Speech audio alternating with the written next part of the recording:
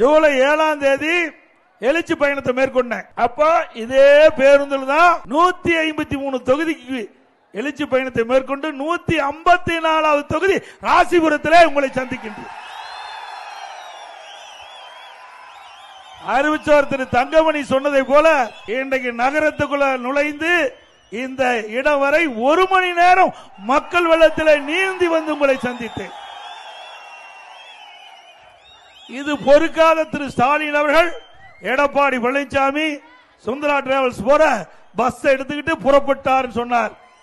திரு ஸ்டாலின் அவர்களே, பஸ் மூலமாக இந்த எழுச்சி பயணத்தை மேற்கொண்டதிலிருந்து உங்களுக்கு தூக்கம் போய்விட்டது. உதயநிதி ஸ்டாலின் பேசுகிறார். பிங்க் கலர் பஸ்ல வந்து என்னை விரட்டிட்டு வந்து முந்தி போவாராம். எந்த பஸ்? Pink colour bus. அது எப்படிப்பட்ட பஸ்?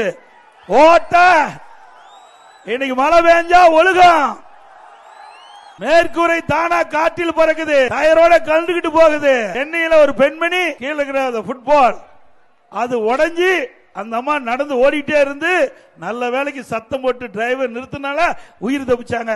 அப்படிப்பட்ட பேருந்துல அவர் பயணம் செஞ்சு விரட்டி நம்ம பிடிக்கிறாராம். திரு உதயநிதி ஸ்டாலின் அவர்களே, 26 இல்ல 31 இல்ல 36 கூட பிங்க் கலர் பஸ் வந்து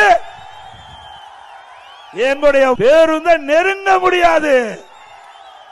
எங்களுடைய பேருந்து ஜெட் வேகத்தில் போயிட்டு இருக்குது.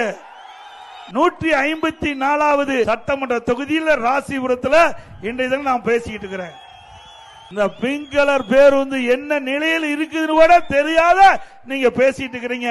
பிங்க் கலர் பேருந்து என்ன கண்டிஷன் இருக்குதோ அதே கண்டிஷன் தான் திமுக கட்சி இருக்குது.